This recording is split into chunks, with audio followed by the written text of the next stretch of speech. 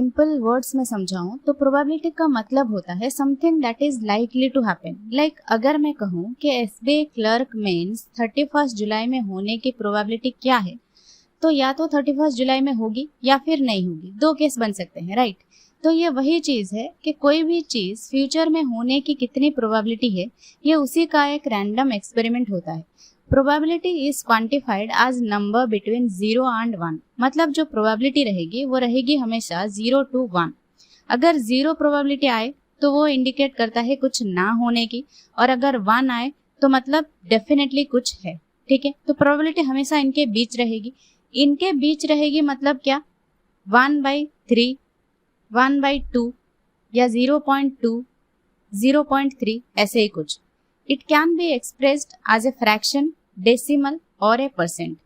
Fraction मतलब ये चीज, ठीक है, डेसिमल मतलब ये चीज, और अगर परसेंटेज मतलब अगर इस चीज को मैं परसेंटेज में कन्वर्ट करूं तो ये 20% होगा। ठीक है, तो इन तीनों वेज में इसे एक्सप्रेस किया जाता है। मोस्ट ऑफ द क्वेश्चंस में आपने इसका यूज होते हुए देखा होगा, मोस्ट ऑफ द क्वेश्चंस में आंसर आपने फ्रैक्शन में देखा होगा। ठीक है, तो ये कुछ बेसिक सी चीजें हैं जो मैंने आपको समझा दी। अब कुछ इंपॉर्टेंट पॉइंट्स है, उनको भी जानना जरूरी है कोई भी क्वेश्चन करने से पहले। ठीक है, सबसे पहला और इम्पोर्टेंट पॉइंट ये है एंड और। जब भी आपको कोई क्वेश्चन में एंड दिखे वहां पे आपको मल्टीप्लाई करना होता है। जब भी आपको क्वेश्चन में और दिखे वहां पे आपको एडिशन करना होता है। अगर आपके ऑलरेडी कंसेप्ट क्लियर है तो आपको ये चीज पहले से पता होगी, और अगर आप एक बिगिनर हैं तो ये चीज अभी आपको समझ में नहीं आएगी। जब आप क्वेश्चन करोगे तब आपको समझ में आ जाएगा। ठीक है, क्वेश्चन करते वक्त मैं इसको अच्छे से समझा दूंगी। ठीक है, एक और important point, replacement without replacement. ये क्या होता है, मान लो किसी बॉक्स में 20 बॉल्स हैं, ठीक है, उसमें से कुछ रेड कलर के बॉल्स है, कुछ येलो कलर के बॉल्स। ठीक है, पहले हम रिप्लेसमेंट की बात करते हैं। आपको किसी ने बोला रेड कलर का एक बॉल निकाला है, एक येलो कलर का बॉल निकाला है। ठीक है, पहले आपने जो रेड कलर का बॉल निकाला वो कितने बॉल्स में से निकाला, 20 बॉल्स में से। ठीक है, फिर उसे रिप्लेस कर दिया। ठीक है, मतलब एक बॉल आपने निकाला तो बॉल्स कितने हो गए, 19 हो गए। फिर उसे आपने रिप्लेस भी कर दिया तो बॉल्स फिर से हो गए कितने, 20 हो गए। ठीक है, फिर आपने जो येलो कलर का बॉल निकाला वो कितने बॉल्स में से निकाला, 20 बॉल्स में से। क्यों, क्योंकि आपने उस बॉल को रिप्लेस कर दिया जो आपने रेड कलर का बॉल निकाला। ठीक है, यानी 20 ही रहेंगे, चाहे आप कितना भी बॉक्स निकालो उसके बाद 20 बॉल्स में से ही निकालोगे। ठीक है, रिप्लेसमेंट का कॉन्सेप्ट ही यही होता है, आपने एक निकाला उसे रिप्लेस कर दिया। ठीक है, अब विदाउट रिप्लेसमेंट का कॉन्सेप्ट क्या होता है, मान लो आपने रेड कलर का बॉल एक निकाला, ठीक है, उसमें बॉल्स कितने थे, 20, आपने एक निकाल लिया, अब है कितने, 19, क्योंकि आपने उसे रिप्लेस नहीं किया है। विदाउट रिप्लेसमेंट कह रहा है, आपने उसे रिप्लेस नहीं किया है, आपने उसे साइड में रख दिया, एक बॉल जो आपने निकाला। उसके बाद आपने जो येलो कलर का बॉल निकाला वो आप कितने बॉल्स में से निकालोगे, 19 बॉल्स में से। क्यों, क्योंकि आपने एक रेड कलर का बॉल जो निकाला उसे आपने रिप्लेस ही नहीं किया है। अब बॉल्स बचे कितने हैं, 19 है, यानी आप जो येलो कलर का बॉल निकालोगे वो 19 बॉल्स में से ही निकालोगे। ठीक है, विदाउट रिप्लेसमेंट का कॉन्सेप्ट ये होता है। रिप्लेसमेंट विदाउट रिप्लेसमेंट के बीच आपको फर्क समझ आया। ठीक है, ये चीज क्लियर हो गई। और एक इम्पॉर्टेंट पॉइंट, एटलीस्ट एटमोस्ट। अगर आप मेरे रेगुलर स्टूडेंट हैं और आपने मेरी रीजनिंग की क्लास देखी होगी तो ये कॉन्सेप्ट आपको पहले से पता होगा। एटलीस्ट एटमोस्ट के बीच फर्क आपको पहले से पता होगा। देखो, ये कॉन्सेप्ट मैंने पहले से क्लियर किया हुआ है। देखो, एटलीस्ट 2 कहीं पे गिवन है तो उसका क्या मतलब होता है, 2 या 2 से ज्यादा, लेकिन 2 से कम नहीं हो सकता। 2 हो सकता है, 3 हो सकता है, 4 हो सकता है, उससे ज्यादा भी हो सकता है, लेकिन 2 से कम नहीं हो सकता। ठीक है, वहीं अगर एटमोस्ट 2 कहीं पे गिवन है तो 2 हो सकता है, 1 हो सकता है, 0 हो सकता है, लेकिन 2 से ज्यादा नहीं हो सकता। एटलीस्ट 2 मतलब 2 से कम नहीं हो सकता, एटमोस्ट 2 मतलब 2 से ज्यादा नहीं हो सकता। ठीक है, यहाँ तक क्लियर है। ये कुछ इंपॉर्टेंट पॉइंट्स हमने समझ लिया, डेफिनेशन भी समझ लिया। अब ये भी समझ लेते हैं कि क्वेश्चंस किस किस के ऊपर आते हैं। ठीक है, एक कॉइन्स के ऊपर क्वेश्चंस आते हैं, कार्ड्स के ऊपर क्वेश्चंस आते हैं, डाइस के ऊपर आते हैं, बॉल्स के ऊपर आते हैं। ठीक है, सबसे पहले हम कॉइन्स के कंसेप्ट को सीखेंगे। ठीक है, देखो, पहले प्रोबेबिलिटी का फॉर्मूला जान लो। क्या होता है formula, favourable way divided by total way. अब ये फेवरेबल वे क्या होता है, टोटल वे क्या होता है, इसको समझो पहले। देखो, अगर मैं कार्ड्स की बात करूं तो टोटल कार्ड्स कितने होते हैं, 52, राइट, यही होता है टोटल वे। ठीक है, और अगर मैं कार्ड्स में कितने रेड कलर के कार्ड्स हैं ये पूछूं तो 26 रेड कलर के कार्ड्स होते हैं। ठीक है, तो फेवरेबल वे क्या होगा, ये 26 फेवरेबल वे होगा और टोटल वे ये हो जाएगा। ठीक है, फेवरेबल वे टोटल वे का कंसेप्ट क्लियर हो गया। ठीक है, फॉर्मूला ये होता है favourable way divided by total way.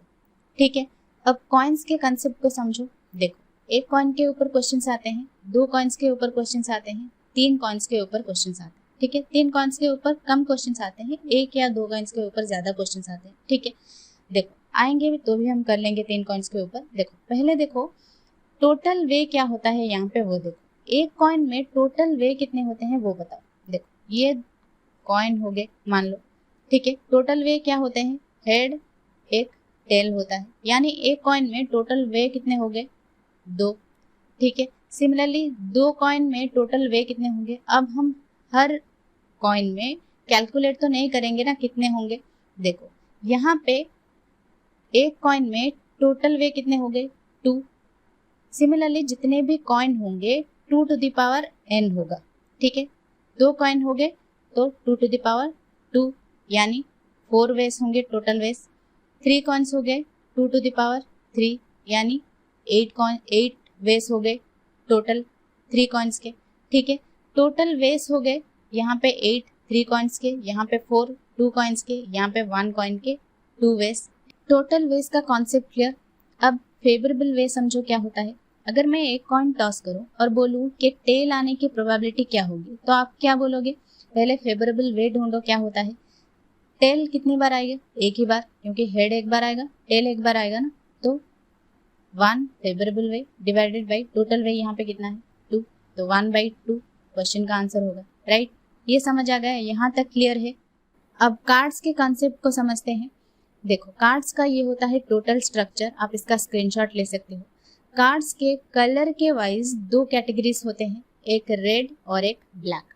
Red colour के कार्ड्स 26 होते हैं, ब्लैक कलर के कार्ड्स 26 होते हैं। ठीक है, अब रेड में भी 2 कैटेगरीज के कार्ड्स होते हैं, एक डायमंड एक हार्ट। सिमिलरली ब्लैक के भी 2 कैटेगरीज के कार्ड्स होते हैं, एक क्लब और एक स्पेड। ये 4 कैटेगरी के कार्ड्स हैं और इन्हें 4 सेट्स भी बोला जाता है। एक सेट में 13 कार्ड्स होते हैं, ऐसे ही 4 सेट्स होते हैं। ठीक है, अब इस एक सेट में क्या क्या कार्ड्स होते हैं वो पहले समझ लो।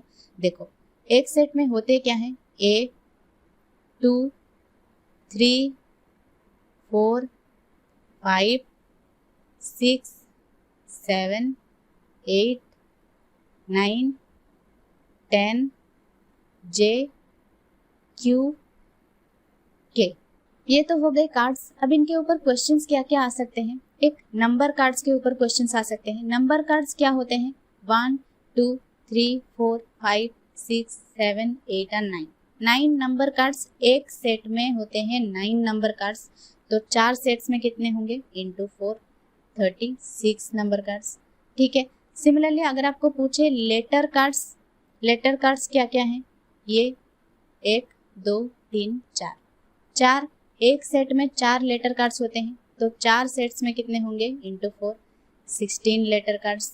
ठीक है, एक और आता है फेस कार्ड या पिक्चर कार्ड या फोटो कार्ड भी कहा जाता है। वो क्या होते हैं, ये तीनों जैक क्वीन और किंग, ये तीनों होते हैं फेस कार्ड या पिक्चर कार्ड या फोटो कार्ड इनको कहा जाता है। एक सेट में 3 फेस कार्ड्स होते हैं, तो 4 सेट्स में कितने फेस कार्ड्स होंगे, 12। ठीक है, कार्ड्स का कॉन्सेप्ट क्लियर, कॉइन्स का कंसेप्ट क्लियर। अब डाइस समझो क्या होता है। देखो डाइस के फेस कितने होते हैं, एक पॉइंट होता है, 2 पॉइंट्स होते हैं, 3 पॉइंट्स होते हैं, 4 पॉइंट्स होते हैं, 5 पॉइंट्स होते हैं, 6 पॉइंट्स होते हैं, 6 फेसेस होते हैं। राइट, अगर एक डाइस की मैं बात करूं तो उसमें टोटल वेस होते कितने, 6। राइट, अगर मैं 2 डाइस की बात करूं तो टोटल वेस कैसे निकालोगे, जैसे हमने कॉइन्स में 2 टू द पावर n किया था, सिमिलरली वैसे ही डाइस में हम क्या करेंगे, 6 टू द पावर n करेंगे। 2 डाइस होंगे तो टोटल वेस क्या हो जाएंगे, 6 टू द पावर 2 यानी 36।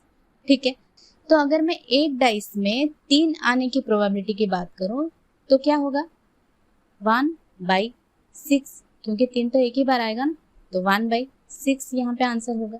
ठीक है, डाइस का कॉन्सेप्ट क्लियर, कॉइन का कॉन्सेप्ट क्लियर और कार्ड्स का कॉन्सेप्ट क्लियर हो गया। ठीक है, अब चलो समझते हैं बॉक्स का कॉन्सेप्ट क्या होता है। ठीक है, देखो यहाँ पे हम उसी एग्जाम्पल को लेते हैं जो हमने पहले लिया था। किसी बॉक्स में मान लो 20 बॉल्स हैं, ठीक है, उसमें से कुछ रेड कलर के बॉल्स हैं, कुछ येलो कलर के बॉल्स हैं। रेड कलर के बॉल्स मान लो 15 बॉल्स हैं, येलो कलर के बॉल्स मान लो 5 बॉल्स हैं, ठीक है। आपको बोला गया कि एक येलो कलर का बॉल निकालना है, तो यहाँ पे आप क्या फॉर्मूला लगाओगे? 5/20 करोगे? नहीं, ऐसा नहीं करोगे। यहाँ पे एक कॉम्बिनेशन का रूल आता है, वो क्या होता है? यहाँ पे अभी के लिए मैं एक इजी वे में समझा दे रही हूँ, बाकी परमुटेशन कॉम्बिनेशन का एक चैप्टर है जिसके बहुत कम क्वेश्चंस देखने को मिलते हैं एग्जाम में। ज़्यादातर क्वेश्चंस आपके प्रोबेबिलिटी से आते हैं, इसलिए मैंने इस चैप्टर के कॉन्सेप्ट्स के ऊपर क्लास प्रोवाइड करने के बारे में सोचा। बाकी आप सब कमेंट करना कि क्या उसके ऊपर एक क्लास आप सबको चाहिए एग्जाम से पहले, तो मैं उसके कंप्लीट कॉन्सेप्ट्स के ऊपर एक क्लास प्रोवाइड कर दूंगी, ठीक है, या फिर किसी और सेशन में वो चैप्टर कंप्लीट समझा दूंगी, ठीक है। अभी के लिए ये समझो, एक येलो कलर बॉल निकालने का प्रोबेबिलिटी क्या होगा? देखो, टोटल बॉल्स कितने हैं? पहले टोटल वेस निकालो, फेवरेबल वेस डिवाइडेड बाय टोटल वेस फॉर्मूला होता है, राइट। पहले टोटल वेस निकालो। टोटल बॉल्स कितने हैं बॉक्स में? 20, राइट। हमें कितने बॉल्स चाहिए? एक। तो टोटल 20 बॉल्स के कॉम्बिनेशन में से हमें एक बॉल चाहिए, ठीक है, 20C1 ऐसे होता है। और येलो कलर बॉल्स कितने हैं? 5। हमें कितने बॉल्स चाहिए? एक, यानी 5 बॉल्स के कॉम्बिनेशन में से हमें एक बॉल चाहिए। 5C1/20C1 फॉर्मूला होता है। अब इसको कैसे सॉल्व करोगे? 5C1 मतलब 5 को एक प्लेस तक ब्रेक करो, ये तो इजी है, खैर इसको छोड़ो। यहाँ पे अगर दिया होगा कि 2 बॉल्स निकालना है तो 5C2 होता और डिवाइडेड बाय 20C2 होता, राइट। यहाँ पे कैसे करोगे? देखो, 5 को 2 प्लेस तक ब्रेक करना है। 5 × 4 डिवाइडेड बाई 2 × 1।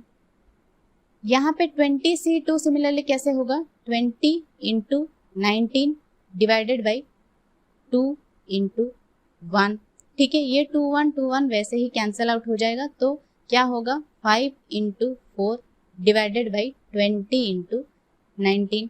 4 से कैंसिल करोगे तो 5 कैंसिल आउट हो जाएगा, यानी 1/19 यहाँ पे इस क्वेश्चन का आंसर होगा, ठीक है। अगर 2 येलो बॉल्स निकालने हैं तो ये आंसर होगा। अगर एक बॉल निकालना है तो 5/20, 5 से कैंसिल करोगे तो 4, 1/4 आंसर होगा, ठीक है। ये चीज क्लियर हो गया, यहाँ तक क्लियर हो गया। अब चलो क्वेश्चंस देखते हैं। क्वेश्चंस करोगे तो इजीली सब कुछ समझ में आ जाएगा, ठीक है।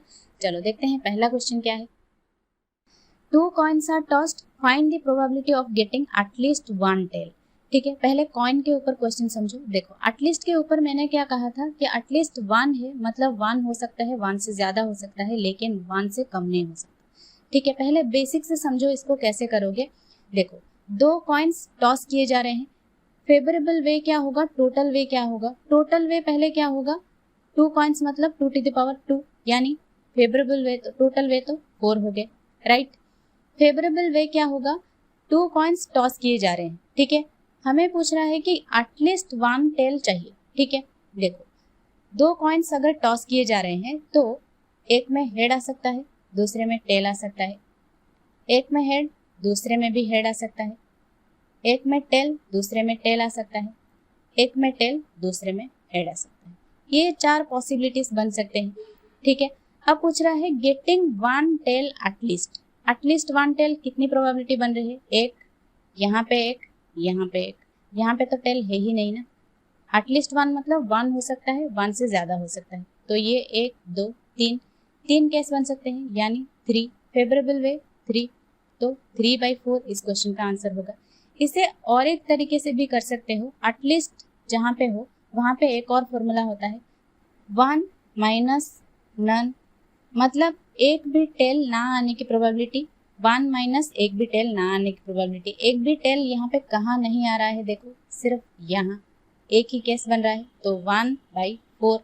1 माइनस 1/4 करके भी आंसर निकाल सकते हो, जो कि 3/4 आएगा, राइट। सिंपली इजीली आ जाएगा। यहाँ पे इस चीज को मैंने आपको समझाने के लिए ये चीज निकाला है। बाकी 2 कॉइन्स है तो इतना जल्दी हो गया। 3 कॉइन्स 4 कॉइन्स होगा तो थोड़ा दिक्कत होगा, वहाँ पे आपको थोड़ा टाइम टेकिंग होगा। ये चीज अगर ऐसे करोगे आप तो ये बेसिक से है, ठीक है।